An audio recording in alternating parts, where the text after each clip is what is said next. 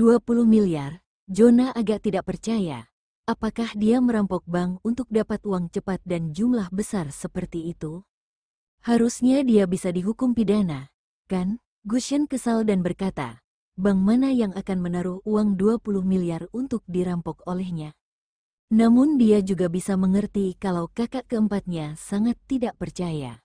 Bagaimanapun juga sebelum Kina menikah dengan tuan muda kedua dari keluarga Okto, keluarga Libra bukanlah keluarga kaya.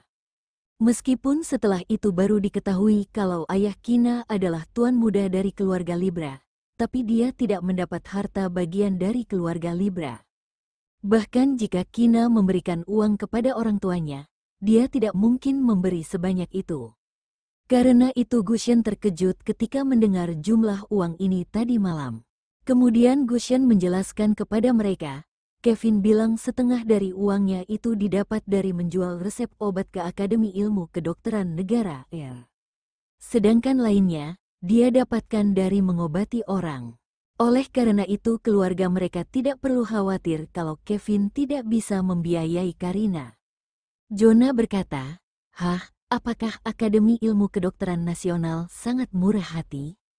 Sebenarnya dia juga tahu beberapa prestasi medis Kevin. Tapi bukankah seharusnya kalau Kevin memberikan resepnya kepada negara, maka negara paling hanya akan memberinya hadiah uang puluhan juta, lalu dibuat berita atau semacamnya. Ini sama seperti orang biasa yang punya beberapa barang antik dan peninggalan budaya, lalu diserahkan kepada negara dan diberi uang sekitar 50-100 juta. Tapi resepnya dijual dengan harga miliaran, ini gila. Obat baru itu adalah obat untuk pengobatan kanker. Akademi Ilmu Kedokteran Negara R sudah investasi miliaran untuk penelitian selama hampir 10 tahun, tapi belum dikembangkan. Lalu aku resep obatnya pada mereka dan dengan sopan meminta miliaran. Kevin menjelaskan dengan nada acuh tak acuh. Rasanya Jonah ingin memukul prik ini setelah mendengar itu. Apanya yang sopan? Kalau dia benar-benar sopan, bukannya hanya akan minta puluhan juta saja. Kamu barusan bilang berencana untuk kerja, Adam bertanya. Ya, Kevin menjawab dengan tegas. Nana bilang padanya, kalau dia benar-benar ingin menikahi seseorang maka Kevin harus menunjukkan ketulusan dan sikap yang benar ketika menghadapi keluarga wanita itu. Seringkali yang pertama kali dilihat oleh keluarga wanita adalah pekerjaan dan tabungan pria itu. Kalau pria itu tidak memiliki dua hal ini, maka keluarga wanita pasti akan membujuk putrinya untuk putus. Tapi Kevin punya uang, dia juga bisa bekerja. Tadi malam dia bilang mau membuat laboratorium penelitian obat. Dia berencana untuk melakukan penelitian dan pengembangan obat baru, kemudian menjual resepnya lagi pada negara.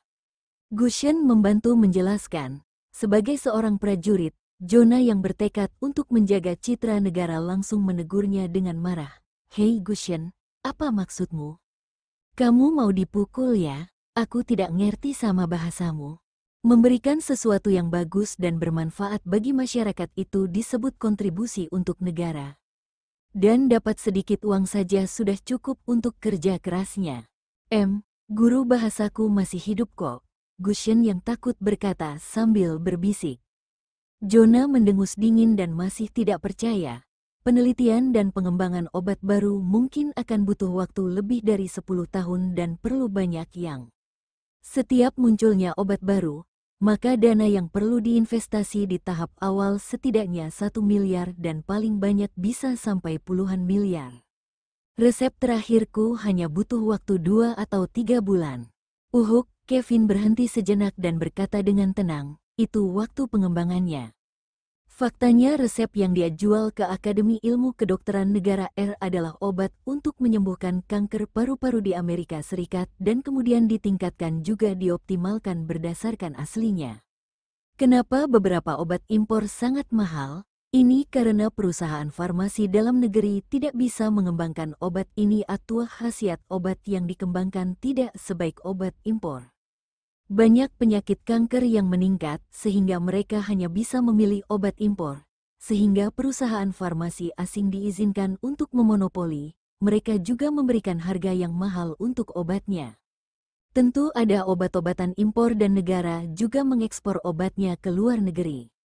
Selain itu banyak bahan yang dibutuhkan untuk membuat obat tidak lengkap, sehingga diganti dengan beberapa bahan yang lebih umum. Ada beberapa bahan obat khusus yang disembunyikan dan tidak ditulis proporsi setiap dosis bahan, sehingga sulit untuk diuraikan. Begitu pula dengan kosmetik dan produk skincare. Setiap produk skincare punya resep rahasia yang unik, yang sama sekali tidak bisa dipahami oleh pesaingnya sama sekali. Menguraikan resep rahasia obat impor semacam ini bukan untuk diketahui dunia luar. Meskipun bermanfaat bagi banyak orang, tapi mengetahui resep obat asing bisa mengurangi pengeluaran. Tapi Kevin tidak berencana untuk menguraikan resep rahasia obat impor lagi. Dia berencana untuk meneliti obat jenis baru. Bukan karena lebih menantang, tapi berpikir kalau munculnya obat baru akan menghasilkan lebih banyak uang daripada hanya menguraikan resep rahasia obat impor, sehingga dia bisa membeli apapun untuk Karina.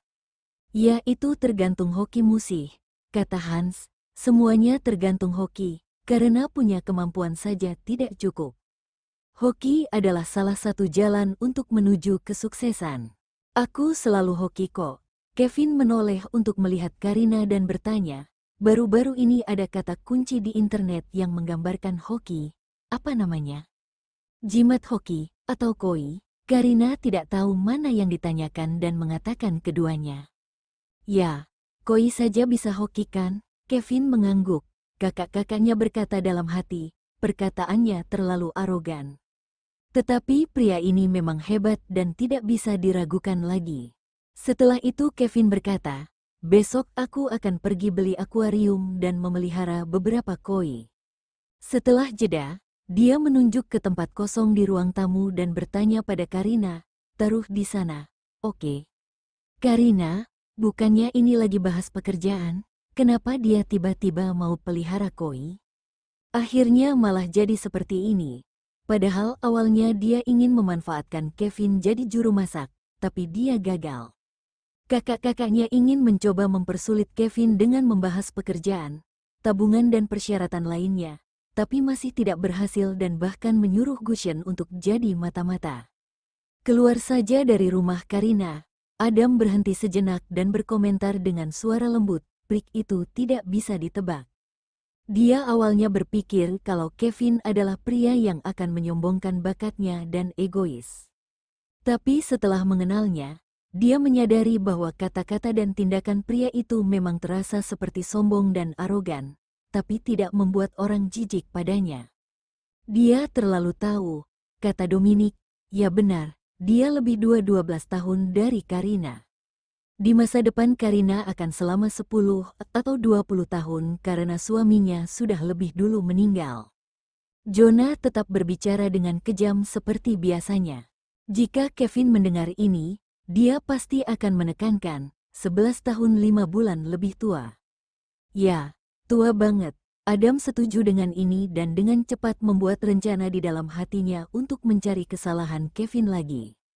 Bagaimanapun masalah perbedaan usia tidak bisa diubah. Dia ingin melihat bagaimana cara pria itu akan meyakinkan mereka. Adam sangat menantikan hal ini. Setelah Gushen dibawa paksa oleh keempat kakak laki-lakinya. Di ruang tamu, hanya tersisa Karina dan Kevin. Karina memegang koli di tangannya dan menatap ke arah Kevin yang duduk di depannya. Dia merasa ragu sejenak sebelum bicara. Kamu apa yang kamu suka dariku? Kalau melihat sikapnya, sepertinya Kevin serius dengannya. Kevin mendongak dan menatapnya dengan tenang selama beberapa saat. Karina merasa tidak nyaman ketika ditatap olehnya dan jadi sedikit berdebar. Tepat ketika dia akan bicara untuk menyuruhnya berhenti menatap, Kevin berkata, ketika aku bersamamu aku merasa sangat tenang dan nyaman. Ketika aku denganmu aku mulai punya keinginan untuk mendekati wanita. Dari sejak remaja sampai sekarang, kamu wanita pertama yang bisa buat aku bereaksi kalau terlalu dekat dan kamu juga objek pertama fantasi seksualku. Diam, jangan bicara lagi. Karina memotong perkataannya dengan wajah memerah. Dia tidak menyangka kalau pria ini akan begitu terus terang dan jujur. Tetapi Kevin tidak mendengarkannya dan melanjutkan, tentu saja seks bukan seluruh hidup pria dan wanita. Lagi pula aku juga tidak mungkin menghabiskan waktu 24 untuk berhubungan denganmu. Pipi Karina sudah semerah tomat dan tidak bisa mendengarnya lagi. Lalu dia berdiri dari sofa sambil memeluk Collie dan berjalan menuju kamarnya. Tapi Kevin tidak membiarkannya kabur, lalu menghalangi jalannya dan merebut Collie yang ada di tangannya dan melemparkan kucing kecil itu ke sofa sambil mencubit leher kucing. Diam di sana. Dia menunjuk ke rumah kucing dan berkata pada Collie. Collie melihat arah jarinya dan detik berikutnya dia turun dari sofa dan pergi ke rumahnya. Karena perkataan Kevin barusan, Karina tersipu, tidak berani menatapnya dan berkata, "Minggir, aku sudah tahu kenapa kamu menyukaiku. Aku belum selesai bicara dan akan menjelaskannya." Kevin berdiri diam di depannya. "Pertama-tama, aku harus menjelaskan bahwa aku memiliki keinginan untuk melakukannya denganmu, tetapi bukan sebagai objek nafsu. Aku seorang pria normal, akan memiliki reaksi fisik normal sesekali. Untuk melampiaskan keinginan fisikku, aku biasa melakukannya sendiri. Sebelum kamu siap, bahkan jika aku pengen, aku tidak akan memaksamu dan menyelesaikannya sendiri. Bisakah kamu berhenti bicara? Aku sudah ngerti, oke?" Karina berkata dengan sedikit gemetar untuk memohon. Dia merasa tubuhnya akan semakin panas kalau mendengar Kevin bicara lagi. Dia tidak begitu polos sampai tidak tahu apa yang terjadi di antara pria dan wanita. Dia juga pernah membahas hal ini dengan Lista, tapi berbeda kalau pria itu mengatakannya secara terang-terangan. Dan yang paling mengerikan adalah ketika Kevin mengatakan, dia melakukannya sendiri. Karina langsung paham dan tiba-tiba dia membayangkan kalau Kevin berdiri telanjang di kamar mandi, satu tangan menopang tubuh di dinding kamar mandi dan mendongak. Ada air panas yang menetes dari shower ke atas kepalanya dan mendarat di tulang selangkanya yang seksi dan lembut. Dalam kabut uap hari, gerakan tangannya yang sedang memegang miliknya sangat teratur. Lalu kamar mandi penuh dengan suara erangan dan prik yang terengah-engah, seolah-olah dia sedang tersiksa tapi juga merasa puas. "Oh no, aku harus menyelesaikan kalimatku," Kevin bersikeras, berkata dengan serius. "Selain aku punya keinginan untuk melakukan denganmu, aku juga merasa tenang dan nyaman saat bersamamu. Aku sudah ketemu banyak orang, kecuali Nana, kamu adalah orang kedua yang membuatku merasa tenang dan nyaman. Bahkan lebih nyaman dari Nana, dan membuatku terus menginginkanmu. Sebelum aku tahu Nana adalah saudara perempuanku, meskipun aku merasa nyaman dengannya, aku tidak pernah memiliki keinginan sedikit pun untuknya. Tapi aku sering merasakannya denganmu." Kevin berhenti bicara, sedikit mencondongkan tubuh ke depan, dan berbisik di telinganya, "Setiap kali aku bereaksi padamu, aku bertanya-tanya seperti apa rasanya jika tubuh kita berdua bersatu." Pria ini tidak tahu malu. Kevin tahu kalau tuan muda kedua dan tuan muda ketiga keluarga Okto kecanduan untuk melakukan hubungan seks dengan istrinya. Dan Karina adalah orang pertama yang membuatnya penasaran apakah melakukan itu benar-benar membuat ketagihan. Ketika Karina tersipu mendengar kalimat terakhirnya, dia mendorongnya dengan malu dan berlari menuju kamar. Tepat sebelum Karina melangkah lagi, Kevin menghalanginya. "Kamu," Karina menggertakkan giginya, "mau ngomong apa lagi sih?" Kevin terlihat serius. "Aku cuma mau kasih tahu kamu, selain aku ingin melakukan itu padamu, tapi aku juga merasa nyaman dan tenang ketika bersamamu. Kedua alasan ini membuatku terus memikirkan dan menginginkannya waktu iwangku. Aku masih berpikir tentang kita hidup bersama, setelah menikah, punya anak atau lainnya, mungkin akan seperti drama percintaan." Karina, dia tidak memiliki fantasi kehidupan yang lebih dengannya, dan hanya merasa bahwa dia bersama pria ini hanya pacaran saja. Sama sekali tidak ada sadar kalau sebenarnya Karina sudah menjadi pacar seseorang. Dia juga tidak menyangka kalau pria yang biasanya diam ini, tapi dalam sebenarnya memikirkan banyak hal. "Ini sangat langka, kan, Karina?" Kevin memanggilnya. Karina mendongak dan dia melihat pria itu perlahan menundukkan kepalanya. Menyadari apa yang akan terjadi selanjutnya, secara tidak sadar dia ingin menghindar tapi Kevin tidak memberinya kesempatan. Kevin memegang kepala belakangnya dan bibirnya yang dingin menempel di bibir pink dan lembut Karina. Walaupun baru pertama kali ciuman, tapi karena seorang dokter jadi dia sangat paham struktur tubuh manusia dan tidak membuat Karina merasa tidak nyaman. Tahap awal, dia ciumannya sangat lembut, perlahan menemukan apa rasanya dan semakin lama cara ciumannya menjadi lebih baik. Setelah beberapa saat Kevin melepaskan bibirnya dengan terengah-engah. Kaki Karina terasa lemas, bibirnya sedikit merah dan bengkak. Dia seperti kekurangan oksigen dan merasa sedikit pusing. Ternyata ciuman enak juga. Dengan santai Kevin menjilat sudut bibir bawahnya dan mengatakan kesimpulannya dengan serius.